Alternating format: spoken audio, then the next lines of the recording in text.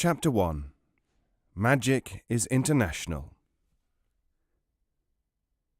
If a man has laid a charge of witchcraft upon another man and has not justified it, he upon whom the witchcraft is laid shall go to the holy river, and if the holy river overcome him, he who accused him shall take to himself his house. Code of Hammurabi, circa 2000 BC. The deeper one goes into the study of the supernatural and its devotees, the clearer it is that similar trends of thought have made men's minds work alike among communities so diverse that they might belong to different worlds. According to the occultist, this strange identity of magical rituals and beliefs means that there is one single arcane science, revealed to its adepts and handed down to every people. Advocates of the culture drift theory will have it that occultism is just one of those things whose spread followed with the natural social intercourse of peoples. Whatever the truth may be, the study of miracle workers in many countries is one of the most fascinating occupations. Near Chitral, in Pakistan, there lived some years ago a holy man, believed to possess mystic powers. None cared to pass his cave lest he cast an evil spell over them for trespassing, the general belief being that he was a familiar of Satan himself. Sometimes former brigands, whose depredations took them near his home, saw him. To these he became one whose good opinion they sought, to ensure their success in thieving. The strength of his name became such, he was variously termed the spirits of the mountains or spirit of the air, that when he died the cave became a shrine. That hermit's nest was shown to me when I passed that way. In common with his Western counterparts, he had collected stocks of dried serpents, and a pile of wax figures pierced with pins littered one corner of the cave. Even today, hopeful devotees say a prayer or utter a wish over a piece of rag, which is then tied to a solitary tree outside the saint's abode.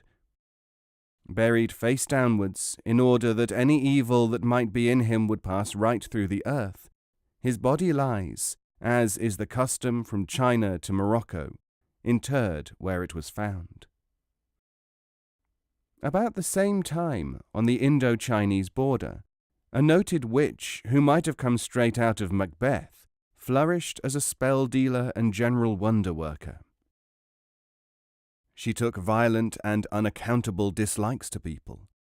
It was said that she knew everything about people's private lives, which may or may not have accounted for her predilections.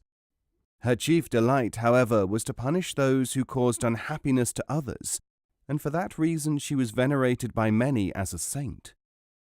This Sita claimed to be over 150 years old, a conclusion that was said to have been independently reached by the oldest inhabitant of the nearest village. The centenarian told how the earliest among her recollections included memories of Sita as a very decrepit and shriveled sight, exactly as she appeared 100 years later. The method of summoning the witch was as follows.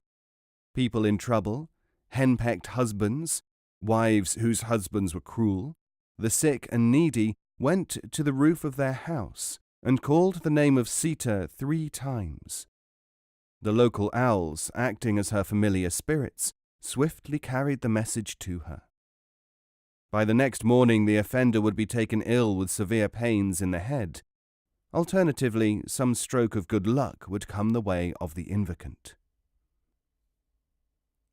When I reached her brushwood lean-to hut, provided with the fruit-cake which seemed to be her consuming passion, she seemed very little different from any ordinary old woman of that part of the world. Most of the time she talked, freely enough, of the valuable work she was always doing, in warning young women about the true characters of their menfolk. Though she appeared to be of a great age, her eyes were strangely clear. Instead of the sunken shoulders and hollow cheeks of the classical witch, she stood well over medium height and moved with surprising agility. Some of her frank monologue, however, seemed to be confused, and when I asked her about the way in which supernatural effects were obtained, she looked at me like a naughty child, and said that I could not possibly understand. There seemed to be no doubt that Sita, in common with many magicians, really believed in her powers. She denied that her successes could be attributed to autosuggestion on the part of clients, while agreeing that this was a well-known phenomenon. She also claimed to have been taught all her knowledge by her mother, and repudiated occult books and all formal religion as fraudulent deception. I cannot say that her personality was magnetic or compelling, or had any of the strange features usually felt by mere ordinary mortals in the presence of hidden power. The only thing that really impressed me about her was the fact that she described things which would happen to me, and these things did subsequently occur. That there may well be a continuity of transmitted occult lore amongst the Mongolian peoples has been accepted by more than one authority. The shamanistic practices of the Chinese, Japanese, and other Far Eastern magicians have clear parallels with the rites of the Eskimos and some Mongoloid Amerindian tribes. A notable example of this is to be seen in the mediumistic trance state leading to prophecy and clairvoyance, which is common to all. India, Mexico, and ancient Egypt all have their snake cults. The snake, in fact, is one of the most important shared symbols of the higher esoteric lore of the Old and New Worlds, which has been used as an argument to support the Atlantis theory. The Mexican snake god demanded not only the sacrifice of human life, but the drinking of the victim's blood as well. When a young, wild snake was caught, it did not become a deity until 6 human sacrifices had been celebrated in its name and presence. The actual blood from the sacrifice had also to be drunk by the snake, thus potentializing it as a magical power. In India today, snake worship is rife. Snake charmers only represent the popularized facet of this important cult. Snakes bring good fortune, guard souls and hidden treasures, form the outlet for occult utterances. Both in Uruguay, very far south of Mexico, and in Konya, which is a long way from India, I found distinct traces of snake cults. Like the Mexican sorcerers, the snake shamans of Asiatic Turkey have to undergo a rigid training before they reach the stage where they can manipulate and commune with snakes. Both in Mexico and Turkey, the same criteria are accepted for testing when a person is sufficiently developed to become a master of the snake ritual. The eyes must be wide open, the pupils contracted to pinpoints.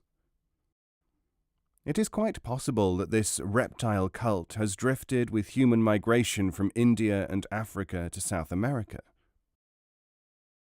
One can still find Guarani, Amerindian peons in the River Plate area who place great importance upon the carving of a snake, painted red. The symbolism of blood and the sacrificial note descending from the Mexican inspiration is too obvious to escape attention. In Mexico, the snake rites had their own distinguishing peculiarities.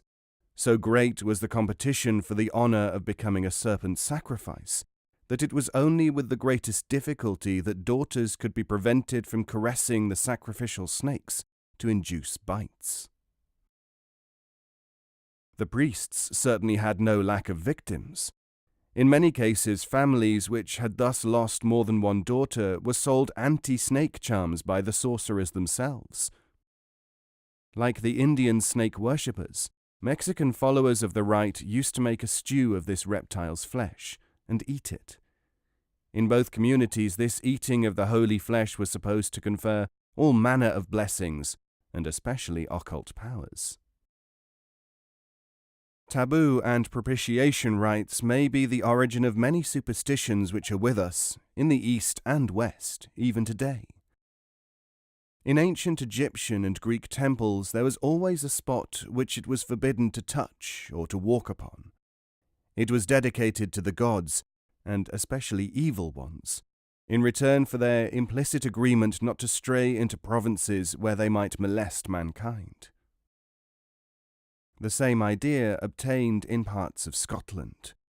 Uncultivated pieces of land were left fallow and termed the good man's croft, following a Celtic custom of naming those who were feared good. Folklorists have dealt at length with the theory that the fairies, or good people, were in fact very much the reverse, being merely propitiated evil spirits.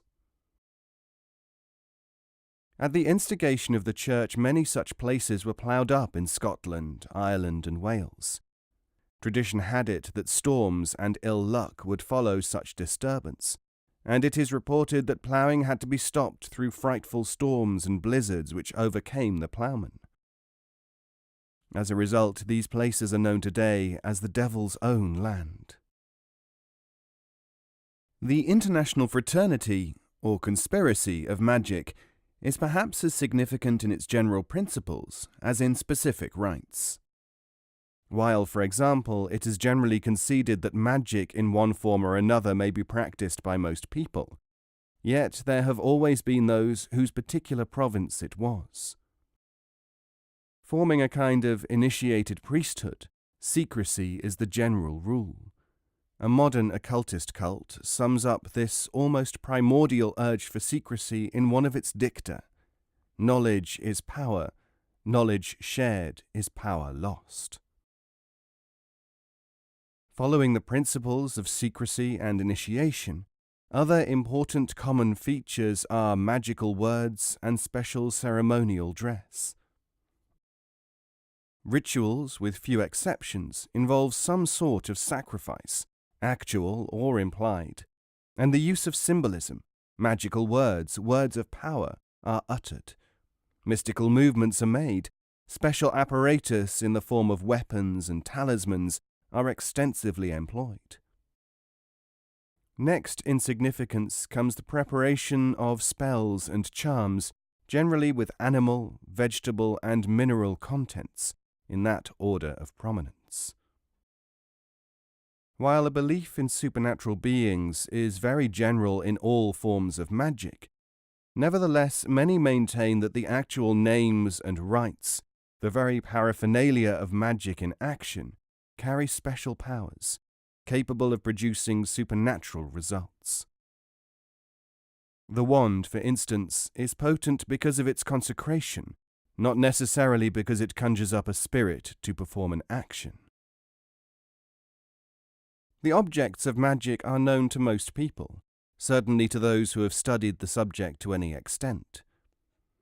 Rituals, too, are contained in many works, written by adepts or commented upon by their opponents. I have already mentioned the possible historical and ethnological importance of a study of the roots of occult practices.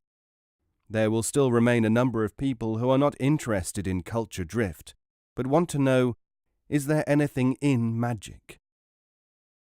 The answer to this is that there very possibly is a good deal in magic. What it is, however, and where it might lead, is for researchers to show. What was there in alchemy? For one thing, there was modern chemistry, though what is left in it is not for me to say. Hypnosis, now not only an accepted fact but a very valuable technique, comes direct from magic. As to what there is in modern spiritualism, the descendant of Mongolian shamanism, again I cannot say. One thing, however, is certain, that magic as it stands, in the mere repetition of the rituals which are available to general readers, is of very little value to anyone. According to Hindu occultists, as is described in these pages, many forms of magic, and hence certain well-documented so-called miracles, are accounted for by the existence of an undiscovered force, a kasa, which seems to have some connection with magnetism. Arab Islamic writers, too, who gave the world modern science, suspected the presence of this force. If it is there, it is up to experimenters to find it. Man is a symbol-inventing animal.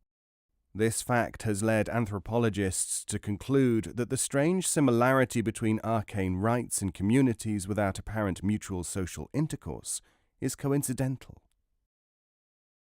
Man, they argue, is limited in his very definition. His range of experiences, his hopes and fears, desires and hates, are very little varied, wherever you may go. Does this not mean that he should come to similar conclusions about supernatural subjects, independently of what is called inspiration or occult communication? The scope of this work is not to seek to prove that all magic has its root in some single original revelation. It is doubtful indeed whether such a contention could ever be proved.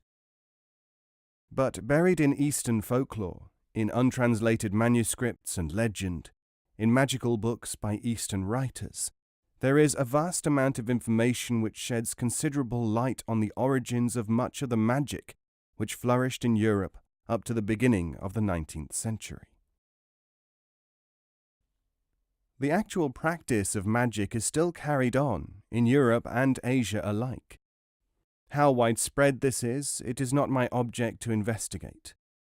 At the same time, it is very widely conceded that the study of magic is of considerable historical, cultural, and ethnological interest. Magic is a part of human history. It has sometimes played a decisive part, as in the case of Moses at the court of Pharaoh. More often it has been of less, though still great, importance. In either case, it cannot be ignored. Very many characteristics of magic as contained in Western grimoires have been traced by such authorities as Sir Wallis Budge to Eastern, and particularly Mediterranean, sources. The magical circle, from which refuge the magician may summon spirits, has been traced to Assyria, and is important in nearly every ritualistic operation of this nature in the Far East. Knowing the names of spirits and the possession of magic words, familiar even to juvenile readers of fairy tales, is equally, if not more, widespread and highly regarded. The words of power by which the jinn were summoned by Solomon formed an important part of ancient Egyptian teaching. The diffusion of the wax image type of curse is as wide as almost any other spell. It is still in use today, as I have myself seen. An early instance is preserved in an incantation from Assurbanipal's bilingual tablet, originating in the Akkadian, and probably derived from the rites of Mongoloid tribes from Central Asia. This tablet from the royal palace at Nineveh contains 28 spells, and even in 700 BC was considered to perpetuate extremely ancient rites. Part of it runs as follows. He who forges images, he who bewitches, the malevolent aspect, the evil eye, the malevolent mouth, the evil tongue, the malevolent lip, the finest sorcery, spirits of the heavens, conjure it, spirit of the earth, conjure it. All these interdicted items are still standard constituents of magical processes. Magic shares with religion more characteristics than most people have cared to discuss. The inevitable clash, based on the supposition that like repels like, is most marked in the organized campaigns against sorcery carried out by such bodies as the Inquisitional tribunals of Spain. Either due to this, or because the Church insisted that magicians were servants of the devil, magic in Europe took on a characteristic of evil which is not so marked elsewhere. Christian theologians took the stand that propitiation of any spirit meant an automatic reduction in the belief that should be reserved for God alone. From this thesis, and certain biblical references, it was taken for granted that magic meant devil worship. In this general attitude, Catholicism followed rabbinical precedent in relation to the growth of magical activities among the Jews. The second great instrument which, consciously or otherwise, stimulated the study of magic in the West was the Catholic Church. Compelled by references in the Old and New Testaments to acknowledge the reality of supernatural phenomena, including the power of witches and sorcerers, Roman Catholic theologians took up a stand against witchcraft. Thou shalt not suffer a witch to live. Exodus chapter 22, verse 18, which caused the subject to be considered as one worthy of investigation, if not study. This attitude towards occult sciences continues in that church in a form very little altered from that which obtained at the time of the Spanish Inquisition. According to the Catholic Encyclopedia, witchcraft definitely exists, the fact being proved by the Bible. Many of the codices of Jewish and Solomonic magic which are preserved today in Latin and French examples bear distinct traces of Christian interpolation. Many of the rites of the Key of Solomon, for example, have been Christianized, almost certainly by priestly hands, to give the impression that thaumaturgical results can be achieved through them with the Christian additions. Among the Muslims and other great religions of the East, a compromise brought about the theory of the division of magic into permitted and forbidden, roughly parallel to the black and white magic distinction in the West. Magic nonetheless remained, and still remains, something which organized religion has neither effectively absorbed nor destroyed. Like religion, it has a supernatural basis, the appeal to a force greater than man. From a belief in this force stems the desire for protection, followed by the positive demand for greater power over other men, over the elements, over fate itself. Shared with religions are the paraphernalia of magic, the instruments of the art, the robes and vestments, the fumigations and the repetitions of words, phrases, and prayers. Following a belief in the reality of supernatural power comes the desire to enter into contractual relations with that power, hence the pact. There is a contract between man and God, between man and spirit. Theologians of the Middle Ages and later were fond of complaining that magical books aped the rites of the Church, that they sought to make compacts with the devil, just as God made compacts with men. More recent research, i.e. investigations carried on since the study of magic ceased to be conducted mainly in Europe by the Church, has shown that the contract element of magic is at least as old as magic itself, and hence antedates many of the great organized religions that survive today. Even to the consecrated place of working, magic and religion operate in parallel.